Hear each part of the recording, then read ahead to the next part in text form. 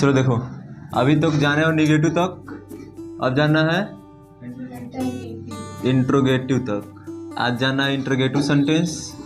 किसी भी टेंस में क्या होता है कि 4 सेंटेंस होते हैं, ठीक। पहला अफर्मेटिव, दूसरा निगेटिव, तीसरा इंट्रोगेटिव और चौथा इंट्रोगेटिव निगेटिव।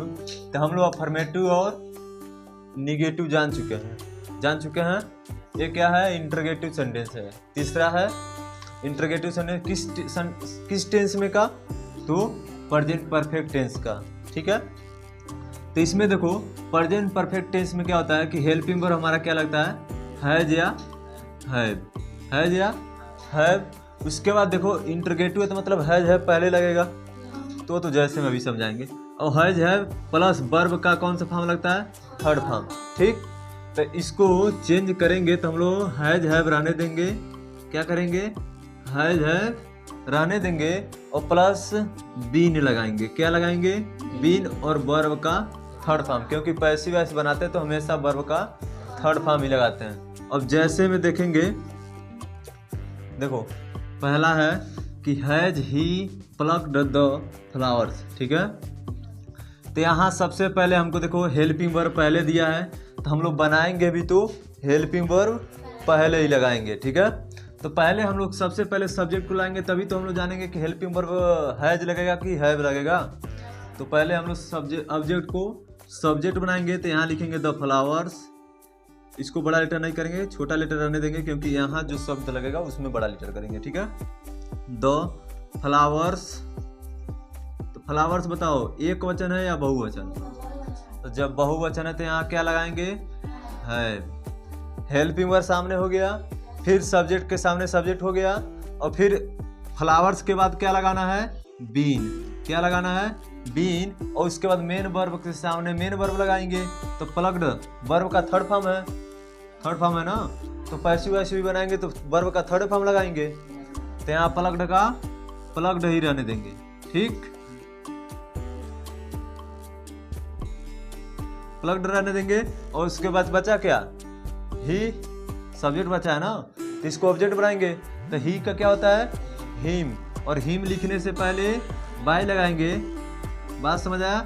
अब देखो क्वेश्चन मार्क क्यों लगा गया है? क्योंकि इसमें जो भी है एक शब्द जो है वो क्वेश्चन मार्क से चालू हो रहा है, यानी क्वेश्चन वर्ड से चालू हो रहा है, यानी कि इसमें क्वेश्चन पूछने का काम हो रहा है, ठीक है। तो इसलिए क्वेश्चन मार्क सब में लगा है और हमको भी लगाना पड़ेगा, ठीक है, पैसिव वॉइस बनाते समय भी, ठीक। एक हो गया। दूसरा देखो यहाँ फिर भी वही काम करेंगे कि इस ऑब्जेक्ट को सब्जेक्ट बनाएंगे, तो द फुटबॉल है ना, फुटबॉल। उसके बाद देखो ये फुटबॉल है तो एक वचन है, और एक वचन कर्ता के साथ क्या लगाते हैं? हैज। तो हैज लगा दिए, हैज द फुटबॉल हो गया। उसके बाद क्या बचा? लगाएंगे बीन लगाएंगे। उसके बाद प्ले है तो प्ले लगाएंगे। वर्ब का इसका थर्ड फॉर्म प्लेड होता है, ठीक है। तो प्लेड का प्लेड लगाएंगे, ठीक। अब बचा क्या? सब्जेक्ट। तो इसको बनाएंगे ऑब्जेक्ट बनाने से पहले क्या लगाएंगे? बाई। और वी का क्या होता है? अस, ठीक। फिर यहाँ क्वेश्चन मार्क लगा देंगे। ए बन गया पैसिव वॉइस में, और इस तीसरा का तुम लोग बना के दिखाओ। चलो देखो अभी क्या पढ़े हो? कौन सेंटेंस? Interrogative sentence. अब क्या पढ़ना है? Interrogative negative. मीनिंग सब चीज का याद रखना। जो भी बड़े बड़े लोग होते हैं पूछने वाले, वो सब परिभाषा और ये सब हेल्पिंग वर्ब नहीं पूछते हैं, आपसे मीनिंग सबसे ज़्यादा पूछेंगे। कि आप जिस पे कम ध्यान देते हैं उसी पे आप लोग को ज़्यादा वो लोग ध्यान देते हैं, वो लोग पूछने में। अगर आपको विचलित करना है तो, अगर हम आप लोग से पूछेंगे अगर विचलित करना है आप लोग को, तो हम इन लोगों का मीनिंग पूछ के कहीं से विचलित कर सकते हैं। तो जो पूछने वाला होगा अगर आपको भरमाना है तो ऐसा चीज़ पूछेगा कि आपको याद नहीं रहा। जैसे कोई इंट्रोगेटिव का मीनिंग पूछते, काम गड़बड़। कोई पूछ दे टेंस में कितने प्रकार के मतलब कितने सेंटेंस होते हैं, तो बोलोगे 4। कौन कौन? तो affirmative, negative, interrogative, interrogative negative, चारों बोल दोगे। कोई पूछ दिया इंटरोगेटिव का मीनिंग बोलो, काहे नहीं, बहुत लोग हैं पूछने वाले। ठीक है, तो कोशिश करना कि सब याद रखना। ठीक है, मीनिंग कोशिश करना कि ज़्यादा याद रखना। ठीक, चलो देखो इसमें क्या होता है कि प्रेजेंट परफेक्ट में वो तो हेल्पिंग वर्ब लगवे करेगा। क्या होगा? हैज हैव जो है वो सबसे पहले लगेगा। ठीक है, क्यों? क्योंकि इंटरोगेटिव है। उसके बाद हम लोग का सब्जेक्ट लगेगा। ठीक, सब्जेक्ट के बाद हम लोग का लगेगा नॉट, क्योंकि निगेटिव भी है। और उसके बाद हम लोग का लगेगा वर्ब का थर्ड फॉर्म, बीन इसमें नहीं। जब इसको कन्वर्ट करेंगे यानी कि बदलेंगे पैसिव वॉइस में, तब लगाएंगे हैज हैव, तो पहले लगेबे करेगा। ठीक, उसके बाद लगेगा हमारा सब्जेक्ट, और उसके बाद लगेगा नॉट, और उसके बाद लगेगा हम लोग का बीन, और बीन के बाद हम लोग का वर्ब का थर्ड फॉर्म। वर्ब का थर्ड फॉर्म तो पैसिव वॉइस में हमेशा लगता है, ये तो कोई जानता है। अब जैसे में देखो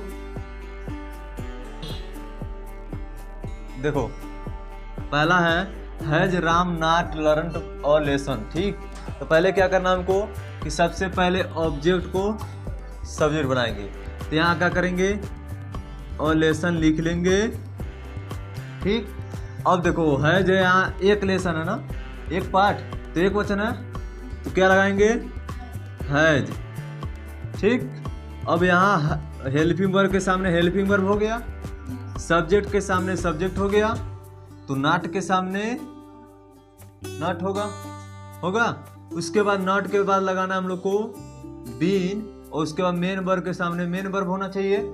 तो मेन वर्ब हमारा किस फॉर्म में है? थर्ड फॉर्म में। तो थर्ड फॉर्म में इसको भी बनाना है, तो वही उतार देंगे। ठीक, और उसके बाद क्या बचा है कि बचा है राम।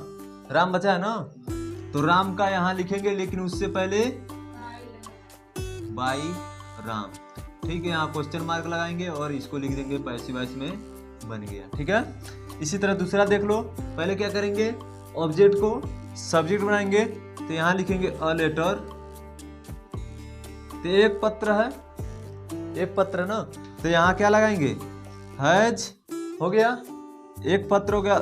जैसे हेल्पिंग वर्ब के सामने हेल्पिंग वर्ब, सब्जेक्ट के सामने सब्जेक्ट, और नॉट लगा देंगे। ठीक, और नॉट लगाने के बाद क्या करेंगे? बीन लगाएंगे। बोल नहीं रहे तुम लोग। उसके बाद क्या बचा है? मेन वर्ब का कौन फॉर्म में है? थर्ड फॉर्म में। तो इसको भी तो बनाते समय हमको थर्ड फॉर्म लगाना है, तो इसे उतार देंगे।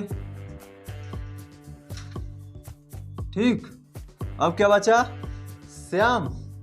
यही तो बस बचा है, श्याम बस। तो श्याम का क्या करेंगे? उससे पहले हम लगाएंगे बाई, और उसके बाद लगा देंगे श्याम, और यहाँ क्वेश्चन मार्क, और इसको बना दिए हम लोग पैसिव वॉइस में। चलो तीसरा बना के दिखाओ।